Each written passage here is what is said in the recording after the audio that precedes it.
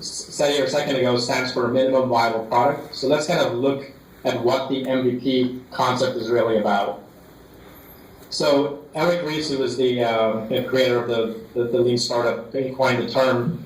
He put out a definition which was kind of very open, very early on, and he has this build, measure, learn loop, which I'll just simplify and say it's an experiment loop. So we build a product, we put it in front of customers, we collect some data, and we want to measure if we're actually on the right track or not. And so he just came out with a simple definition saying one cycle around that loop, or the fastest way to go around that loop, would be an indication that you have an MVP on your hands. And while that gives people a lot of guidance on what an MVP might be, I find it's a little bit vague, because if I use that definition, anything I use to test my business idea is technically an MVP. So if I go out there and I talk to customers, if I give them a verbal description, if I give them a mock-up or a screenshot or even a demo, all of those things would kind of fall into the category of MVP. But the part that I kind of disagree with is I don't see where the product part comes in. So going back to the definition, it should be a minimum viable product. So there needs to be a product in there. And so I subscribe to a much stricter definition. I'm not against running experiments. So before you build your MVP, you need to run lots of experiments to make sure you've identified the right customers, you've identified the right pain points, and you even have some demos of what that MVP might even look like, and you refine all of that using low-fidelity mock-ups and things of that nature, wireframes, things of that nature. But the MVP, in my mind, really has to be the first product that you put out there. So it's really the smallest solution that you can actually build that that delivers customer value. So at the end of the day, the customer can only see a demo but not be able to derive value from it. In my definition, that would be an MVP. So it has to be the smallest solution you build that delivers value to the customer. So solves a problem for them. It could be their number one problem. It could be a smaller problem. It doesn't have to be a full set of problems. The additional bonus with the MVP is if you can capture some of that value back. And that's just a fancy way of saying if you can get paid for the MVP, I'm all for that as well. So if you can find a smaller solution that a customer can use and derive value from, and because they derive value from it, they're willing to do a monetary exchange and pay you for that value, then that's a great first MVP to start out with. It doesn't have to be a complete product. It needs to be just be a sliver of what is that minimum feature set. Now, getting to that is sometimes it requires a process. So how do we kind of go through that? And even before I get to the process of figuring out what the MVP is, I'll just throw out some examples of MVPs. So these might be a scoped down version of your product roadmap. So you might think at the end of the day, you're going to build this product with 20 features in it, but the MVP may be just 3 of those features. There might be 3 features that customers can live with, and that's what you launch with. So it could be a scoped out version of your full product vision. That could be MVP. There are also some more creative ways of building out an MVP. So as long as you're deriving value, you can swap out an MVP. It doesn't have to be the exact solution that you envision. It could be a what we call concierge MVP. So you could go out there and rather than using, I'll use a software example, rather than using an actual software product, you could go out there and become a consultant for a while and still deliver value to your clients. And by way of that process, learn what is it that they really want and turn that into software which you then scale out. So that by that definition would still be an MVP because you're delivering value, you're ideally getting paid for it, you're learning along the way, and then eventually you scale out that service delivery with a more automated solution.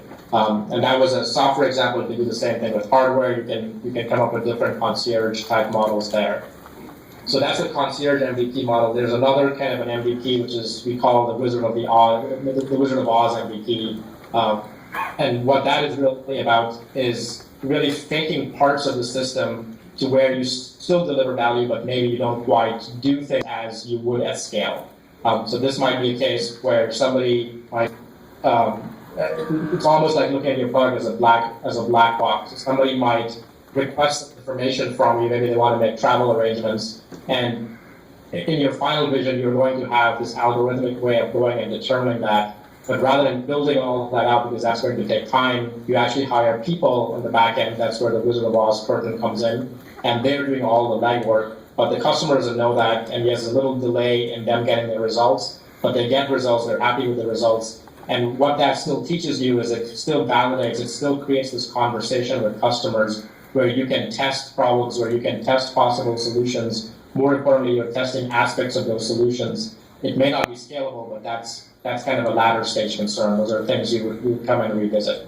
So those are examples of MVP. I'll now just kind of touch on how do you actually go through the process of scoping the MVP, of figuring out what's the right MVP. And then if there's time for questions, we'll take some questions, and I'll be done here. So the whole process of getting to an MVP starts with the entrepreneur. So you have a vision, you have an inkling of a problem, you have an inkling of a solution, you know what the customer potentially might, who the customer potentially might be. And so we start with a set of interviews. And what we would do there is not go out and necessarily even build the MVP, but we want to first understand our hypotheses, if our understanding of customers and their problems are right. And so we go and run a set of interviews to try to validate those things. So we openly talk about the problems that the MVP is addressing without necessarily trying to pitch a solution at this point. And what we're trying to do there is two things. We're trying to gauge if the customers resonate with that problem, and if they do, and if they say they do, you want to then gauge just what are they doing about it. So what are their existing alternatives? Are they using other products? Are they doing nothing? And that all kind of helps to inform the kind of solution you may want to build. So that's the first set of information we want to gather. Once you do that information gathering, you are then in the best position to formulate a solution. And based on the problems, oftentimes we go there with a list of problems, and the customers help us weed those down to being the top one or two problems. And that may be all you need to really solve for the MVP. So based on that first interview, we go out. In the second interviews, we use a solution interview type of a model where we go out there and we do three things. We scope out this MVP. We have some visual demo that we can show. So this needs to be something that customers can ideally see, maybe touch, maybe play if it's a physical prototype. They need to get some sense of what this product is going to do. So if you did a good job in the first set of interviews, you know these customers have a pain point. What you're doing in the second set of interviews is you're going and telling them, I know you have this pain point. This is how I intend to solve it. So you're trying to give them a demo of the MVP, something that they can visualize. And at the end of it, if the demo was compelling, the customer should say, wow, this would solve my problem. I want it. How much does it cost? And that's the final thing that you would test, is you want to test your MVP with the price. I'm assuming here that you are charging for this MVP. And so you can do some price testing there because you now have an offer which is made up of your solution and the price. And the customer accepts the offer, then you've got a potential paying customer. And if they don't, you can dig deeper to try to figure out what was wrong. Was it the demo wasn't compelling enough? Were there features that were missing? There's a whole bunch of whys that you can ask if the customer doesn't say yes to the I'm going to sign up for your product now. So that's typically just kind of at a high level what the concept of MVP is and what the process would look like. And there's a whole, even in the interviews, there's kind of a point where you begin to add a lot of scope to your MVP. So when you start talking to customers initially, it's very typical to start adding features because customers just keep asking for more things. And that's fine in the earlier parts of the interviews. Your MVP starts to load up. But because we value speed above everything else, you want to reduce that scope back down. So as you go through those interviews, you want to at some point begin to start challenging the things they're asking for. So if they're really asking for things that could be more like feature parity, things that can wait to your second or third release, you want to kind of push back on that and try to scope it back down.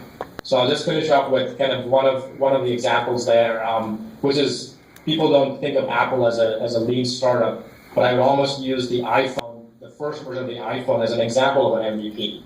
So Apple knew that even when they were building the first version of the iPhone, that features like multitasking and copy and paste were going to be things people would probably ask for, but they didn't waste time. They didn't delay their launch just to fit those things in. They could have probably tried to figure those things out, but they were really going after three main problems, which were what made that product be very different and stand out.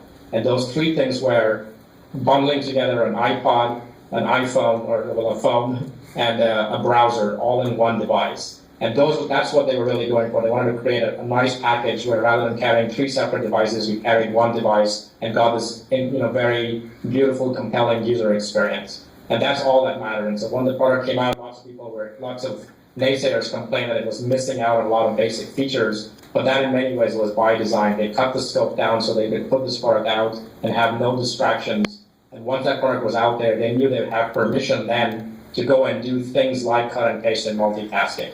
So when you're talking to customers, that same kind of thought process needs to go through your mind, is that if a customer is asking for a feature which is not the reason why they would buy the product, chances are it doesn't need to live in the MVP.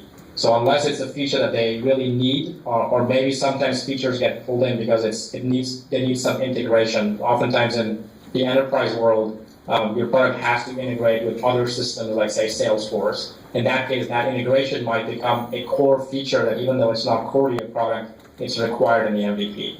But those are some of the thought processes that you go through when you're scoping out your MVP, but you have to be ruthless in trying to reduce scope. So that's all I have, and we can maybe turn around, or do we have a format to do question? Yeah, we're going to have a couple questions. So first question from the audience, apparently a developer in the audience somewhere, was what is the board behind you? It looks like a Kanban board. Can you talk about the workflow that goes into that? Repeat the question, I didn't hear it. What is the board behind Ash? Is it a Kanban board, and what's his workflow like? Oh, that is, one of them is a lean canvas, and then there's a lean stack. So there's stuff that some of you may know what that means, but they're boards that we use to track experiments and track our business model. So I will post a link to the lean stack blog post after the talk. Other questions? Okay, well, thank you. I guess I heard you're going to post a link to the lean stack. Yeah, that would be appreciated. Thanks. We'll take maybe two more questions.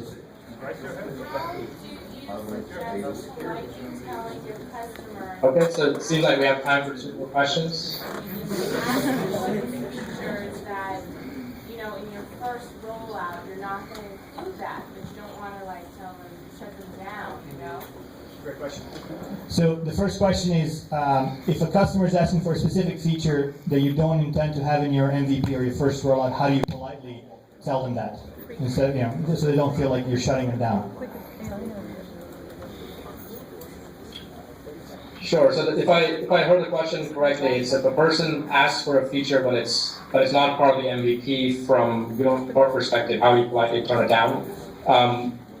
Part of that is really a conversation. So I'll kind of say two things. So the first thing is really that it's really a conversation where you really try to ask them why they need a feature first. And if you're familiar with, again, Lean, there's this concept of the 5 whys, and we use that in many places. Interviews are a great place to use it. So oftentimes when a customer just blindly asks for a feature, just even trying, from your perspective, outright saying it doesn't belong in the MVP would be kind of maybe rude and overconfident. I would actually take a different tack, and I would just try to understand first why they want this feature and try to get to a root cause. And if they can articulate a compelling business need why they need it, like say the Salesforce integration, because the salespeople wouldn't use it otherwise, then that actually can change your mind on whether it fits in the MVP or not. But if they can't really articulate one, then you might just politely ask them if this could wait till the next release, because you're really trying to get them something that they can start using as quickly as possible. So that's one way to barter kind of with the customer. The other kind of approach I've seen some people use, I've never done this myself, is there's a great book called The Innovation Games, and it uses a bunch of techniques, and one of them is this this technique of scoping out the next release. And so the way it works is, and I think it works more with existing customers than with new customers, but the way it works is you bring customers into a conference room and you give them fake currency. So they're pretty much voting. They can vote with this currency, and you let them buy the features that they want. So they pretty much have, say, a budget of $10, and you put up a bunch of features on the board, and they can vote with that currency to see which features they want. So in some ways, it turns it into a game, and customers kind of go along with that. So it's a way for them to prioritize for you what might be most important to them. So again, I've seen many consultants use this in a more established company where they bring existing customers in, and they play these innovation games with them. I have personally not used them in a brand new product because most of it is so new, and I wouldn't use that technique personally myself. Great. One more question. Go ahead. Have you time for one last question? If you say the MVP is always based on a problem, what if you've identified an opportunity that's something that's working well for them, but something you may want to enhance? Is there any difference in your approach? Okay. So, Ash, the question is, what if an MVP isn't based on a problem, but an opportunity to enhance something that's an existing solution already? How would you approach it any different?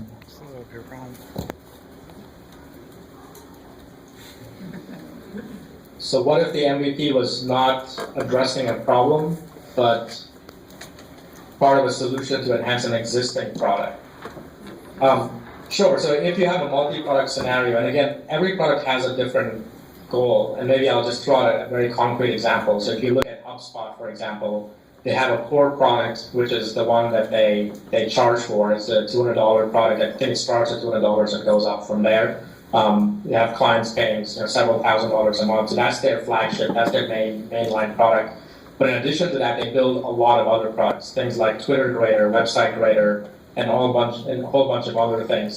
And all of those secondary products, they didn't just do them for fun.